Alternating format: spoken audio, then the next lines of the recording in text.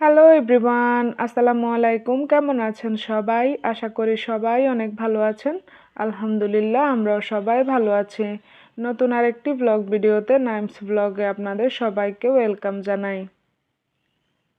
গত কিছুদিন ধরে আমার ছোট ছেলে আরাফ ও অনেক বেশি অসুস্থ। আর এই অসুস্থতার কারণ হচ্ছে মনে হয় ঋতু পরিবর্তনের কারণে। এখন যেদিকে শুনি সবাই বলে যে বাচ্চারা কম বেশি নাকি অসুস্থ হয়ে পড়ছে। তো আমার ছেলেও হঠাৎ করেই গত বুধবারে অসুস্থ হয়ে পড়ে। জানি না মানে কি থেকে কোন দিকে মানে সমস্যাটা ওর গিয়েছিল। প্রথমে ওর জ্বর দেখা দিয়েছিল, তার সাথে ওর ফুড পয়জনিং দেখা দিয়েছে, সাথে বমি ছিল। প্রায় টানা 7 দিনের মতো ওর সেম অবস্থায় ছিল। মানে ওষুধ খাইয়েছি, কোনোই মানে উন্নতি দেখা দেয়নি। পরে 7 দিন পর যাই হোক আলহামদুলিল্লাহ এখনও একটু একটু সুস্থ হতে শুরু করেছে। এই পরিস্থিতিটা সামাল দেওয়া আমার পক্ষে অনেক বেশি কষ্টের ছিল। সারাক্ষণই ও আমার কোলে কোলে ছিল, ওকে কোলে নিয়ে সব কাজ করতে হয়েছে। তো আসলে বাচ্চারা অসুস্থ হলে মায়েদের কত যে কষ্ট হয় সেটা আসলে সেই পরিস্থিতিতে না পড়লে বোঝা যায় না। তো আসলে ঋতু পরিবর্তনের কারণে মনে হয় বাচ্চাদের এখন এরকম অবস্থা। চারিদিকে বড় থেকে ছোট সবাই এখন নাকি মোটামুটি অসুস্থ হচ্ছে। এই পরিস্থিতি থেকে আল্লাহ সবাইকে ভালো রাখুন, সুস্থ রাখুন, সেটাই দোয়া করি সবাই সবার জন্য। এখানে এই যে কিছু কোয়েল পাখির ডিম, আর এগুলো দেখতে খুবই কিউট লাগে, একদমই ছোট ছোট। তো ওদের খাওয়ার জন্য ওর বাবা হচ্ছে এখানে এক বক্স এনেছিল, খুবই সুন্দর করে এগুলা বক্স করা ছিল। তো আমার আরাবি তো এগুলা নিয়ে খুবই এক্সাইটেড ছিল। ও হচ্ছে মানে পারলেও সারাক্ষণই এগুলা নিয়ে বসে থাকে, এরকম একটা অবস্থা, মনে হয় যেন এগুলা কোনো খেলনা। এখানে 3টা ওদের জন্য সিদ্ধ করে নিয়েছি। আমার আরাবি হচ্ছে ছোটবেলা থেকে কেন জানি ও ডিমটা মানে টোটালি তখন খেতই না, একদমই পছন্দ করতো না। সিদ্ধ ডিম তো দূরের কথা, কোনোভাবেই ওকে খাওয়ানো সম্ভব ছিল না। এখন যাই হোক মোটামুটি ভাইয়ের সাথে ও একটু একটু খায়। কিন্তু ছোটবেলা ওর খাওয়ার জন্য এরকম কোয়েল পাখির ডিম অনেক কেনা হয়েছিল। তো ওদের জন্য এখানে নাস্তা নিয়ে এসেছি, ওদেরকে এখন নাস্তা খাইয়ে দিব, সাথে আমিও খাবো। এখানে যে কিছু সিমের বিচি, এখানে প্রায় আধা কেজির মতো সিমের বিচি হবে। আসলে সিমের বিচি পরিষ্কার করাটা একটু ঝামেলা, তার উপরে যদি একা মানুষ হয় তাহলে তো মানে কষ্টই হয়ে যায়। এটা যেহেতু একটু সময় লাগে, ছোট ছোট তো, যার জন্য হচ্ছে এগুলা পরিষ্কার করা একটু ভেজালেরই ব্যাপার আমার কাছে মনে হয়। তো এই যে এখানে আধা কেজির মতো সিমের বিচি আনা হয়েছিল। তো আমার তো হচ্ছে তাড়াহুড়োর কাজ, তাড়াহুড়ো করে আমাকে কাজ শেষ করতে হবে। যার জন্য হচ্ছে একটা নিনজা টেকনিকে এই সিমের বিচিগুলো দ্রুত পরিষ্কার করার ব্যবস্থা করব। তো এই যে এখানে পরিষ্কার করার জন্য পরিমাণ মতো আমি কিছু পানি গরম করে নিয়েছিলাম, আর পানিটা হচ্ছে মানে আঙ্গুল চুবানো যাবে এইরকম পর্যায়েরই গরম করতে হবে। তো সাথে এখানে আমি একটু বেশি করে লবণ দিয়ে দিয়েছিলাম। লবণটা দিয়ে দেওয়ার পর হচ্ছে এখন আমি এই যে হালকা কুসুম গরম থাকতে পানিটার মধ্যে সিমের বিচিগুলো দিয়ে দিয়েছি। আর এগুলো হচ্ছে আমি 5 থেকে 7 মিনিটের মতো ভিজিয়ে রাখবো। আর লবণটা দেওয়ার কারণে বা পানিটা হালকা একটু গরম থাকার কারণে হচ্ছে সিমের বিচিটা খুব মানে তাড়াতাড়ি সফট হয়ে যাবে, এটার খোসাটা ছাড়াতে সহজ হবে। তো এই যে দেখেন 5-7 মিনিট পর আমি কয়টা সিমের বিচি খুলে দেখাচ্ছি, আর এটা কিন্তু খুবই সুন্দরভাবে মানে আঙ্গুল দিয়ে ডলা দিচ্ছি আর খুলে যাচ্ছিল, খুবই সহজভাবে এটা পরিষ্কার করা যাচ্ছিল। কিন্তু অন্য সময় সিমের বিচিগুলো অনেক শক্ত থাকে, পরিষ্কার করা যায় না, আঙ্গুল ব্যথা হয়ে যায়। তো এই যে এখানে হচ্ছে আমি এখন একটা বাটি নিয়ে নিয়েছি। প্রথমে দেখেছিলাম যে সিমের বিচিগুলা মানে খোসা থেকে ছাড়ানো যাচ্ছিল কিনা।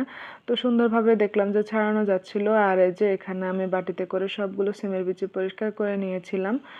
সাথে অবশ্য আরাবির বাবাও হেল্প করেছিল। আরাফ যেহেতু অসুস্থ ছিল, আমি ওকে নিয়ে ব্যস্ত ছিলাম, বেশিরভাগটাই ও আমাকে পরিষ্কার করে দিয়েছিল। তো এই যে এখানে আমার সবগুলো সিমের বিচি পরিষ্কার করা শেষ। আর এভাবে করে কিন্তু সিমের বিচি চাইলে ডিপ ফ্রিজে রেখে দিতে পারবেন, আবার চাইলে মানে পানিতে একবার ভাপিয়ে তারপরও হচ্ছে আপনারা ডিপ ফ্রিজে রেখে দিতে পারেন। তো ওটা যেহেতু একটু ঝামেলার, চাইলেই আপনারা কিন্তু এভাবে খোসা ছাড়িয়ে ভালোভাবে ধুয়ে সাথে সাথে হচ্ছে আপনারা ফ্রিজে রেখে দিতে পারেন। এতেও করেও কিন্তু সিমের বিচি ভালো থাকে বা টেস্ট নষ্ট হয় না। তো এই যে আজকে একটা জিনিস তৈরি করব পুরনো ক্যালেন্ডার দিয়ে, ভাবলাম আপনাদের সাথে একটু শেয়ার করি। আমাদের সবার বাসায় পুরনো এরকম কম বেশি ক্যালেন্ডার থেকে থাকে। তো বছর শেষে দেখা যায় যে এই ক্যালেন্ডারগুলো আমরা বেশিরভাগই ফেলে দেই, অথবা বইয়ের যে মলাট সেটা বাঁধার কাজেও আমরা কিন্তু এই ক্যালেন্ডারটা ব্যবহার করে থাকি। তো আমার মতো যাদের ছোট বাচ্চা, বই খাতা খুব বেশি একটা নেই, তাদের তো আসলে অনেক বেশি ক্যালেন্ডারের প্রয়োজন হয় না। তো এই যে দেখেন, এটা কিন্তু আমার 2024 সালের ক্যালেন্ডার ছিল। তো এটা দিয়ে আমি এখন কিছু তৈরি করব আর সাথে আপনাদের সাথেও শেয়ার করব। এরকম পুরনো ক্যালেন্ডার যদি আমরা ফেলে না দিয়ে বাসার সৌন্দর্য বৃদ্ধির কাজে যদি ব্যবহার করতে পারি, সেটা হলে তো আসলে ভালোই হয়। কম বেশি তো আমরা ঘর সাজাতে সবাই অনেক বেশি পছন্দ করি, তাই না? তো এই যে এখন আমি কি করেছি, ক্যালেন্ডারটা সুন্দর মতো সাইজ করে কেটে নিয়েছি। চারিপাশে যেরকম সাদা দাগ করা আছে, আমি নিচেও ঠিক মানে ততটুকু পরিমাণ সাদা দাগ রেখে তারপর হচ্ছে ক্যালেন্ডারটা আমি ছিঁড়ে নিয়েছিলাম। নিচে যে তারিখের অংশটা ছিল সেটা আমি ফেলে দিয়েছি। তো এই যে এখন আমি যে সিনারিগুলা নিয়েছিলাম, এগুলা হচ্ছে যে মাপে নিয়েছি সেই একই মাপে আমি এরকম কাগজের যে বক্স থাকে শক্ত, তো ওগুলো আমি কেটে নিয়েছিলাম। 3টার জন্য আমি এখানে 3টাই কেটে নিয়েছি।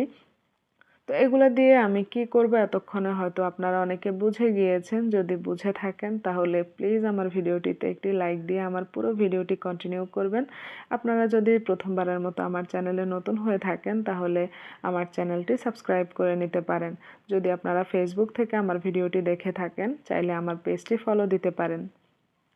তো এই যে দেখেন, আমি কিন্তু এই যে সুন্দরভাবে কাগজটা যে কেটে নিয়েছিলাম সেটার উপরে এখন এই যে এরকম একটা ঘাম দিয়ে বা আঠা দিয়ে আমি এখন এটার সাথে লাগিয়ে দিব। তো এই যে দেখেন আমার এগুলার ফাইনাল লুক। আমি বাকিটা আর হচ্ছে ভিডিও করিনি।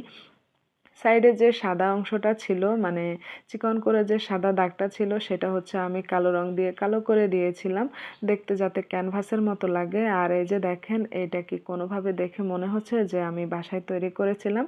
দেখে মনে হচ্ছে না যে বাজার থেকে কিনে এনেছি? খুবই সুন্দর, তাই না? এরকম সিনারিযুক্ত ক্যালেন্ডার কিন্তু আমাদের সবার বাসায় থেকে থাকে। তো আপনারাও কিন্তু চাইলে আমার মতো এগুলা এইভাবে করে কাজে লাগিয়ে বাসা সৌন্দর্য বৃদ্ধির কাজে আপনারা ব্যবহার করতে পারবেন। এখানে আমি কালো রং করেছি, আপনারা চাইলে কিন্তু কালো যে ট্যাপ থাকে সেটাও কিন্তু সাইডে লাগিয়ে দিতে পারবেন। সেক্ষেত্রে কাজটা কিন্তু আরও অনেক বেশি সহজ হয়ে যাবে।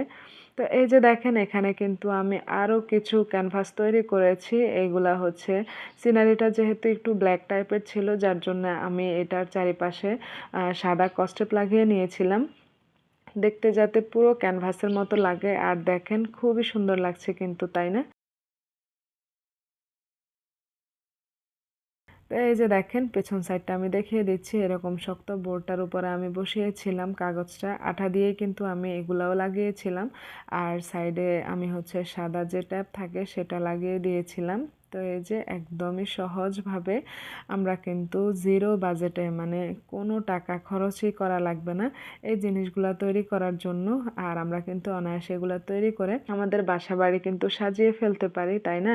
দেখতে কিন্তু খুবই সুন্দর লাগছে। আমার কাছে তো দেখতে খুবই সুন্দর লাগছে। আপনাদের কাছে কেমন লাগছে অবশ্যই আমাকে কমেন্টস করে জানাবেন। ভিডিওটি তাহলে আজ এ পর্যন্তই। সবাই ভালো থাকবেন, সুস্থ থাকবেন। আল্লাহ হাফেজ। আসসালামু আলাইকুম।